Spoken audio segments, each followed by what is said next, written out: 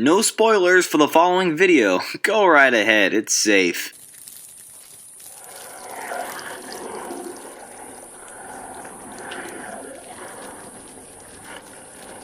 "2020 is and was no doubt a strange year for film. Films were getting pushed back months and even years after their initial release date, sets were shutting down, way too many great actors and actresses passed away, and Tom Cruise had a very warranted meltdown. We are not shutting this movie down!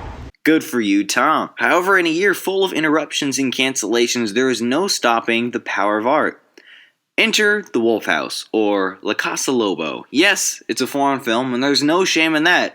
I know quite a few people that would just turn the other way when it comes to reading subtitles, and I say to those people, once you overcome the 1-inch tall barrier of subtitles, you will be introduced to so many more amazing films.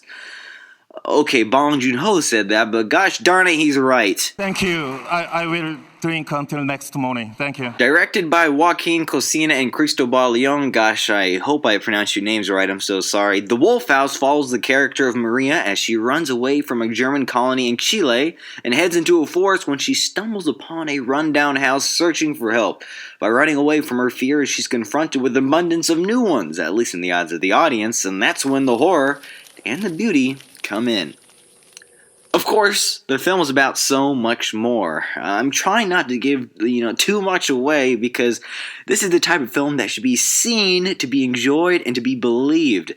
There are hints of historical trauma woven throughout, especially toward the beginning, but as I didn't know much about the history of Chile or Paul Schaefer, most of it kind of went right over my head. However, what didn't go over my head is the art of this film. Yes, the story is deep and shares deep messages, but what really catches the eye is all the creativity and imagination that's been put into this film.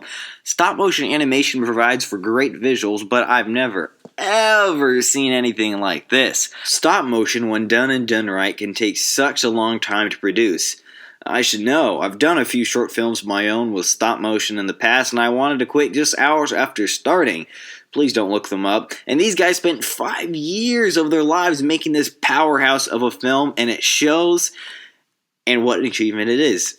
What directors Cosina and Leon did is so interesting is that they show the mistakes. They show us the wires. They show us the strings. Some may think this is sloppy, but I don't think so. Not at all. In fact, it's brilliant. I love getting my expectations subverted, and this film kept me on my feet constantly. And at a runtime of only 74 minutes, I never wanted it to end. It reminded me of Obayashi's House of the 1970s, both presented as sort of a nightmarish dream, though both films definitely stand out on their own. And whereas House can be funny and imaginative, The Wolf House is downright frightening. Me and my sister watched this literally this morning, and we constantly kept looking at each other with this sense of, oh my gosh, this is insane, this is epic, this is awesome. There's good insane and then there's bad insane. There are those films that try to be stylish for no reason at all and just for the heck of it, and there are those that do succeed at being different. I think this is the latter. I mean, just look at all the pieces and tools being used here. Paper mache, tape, paint, real walls and real rooms.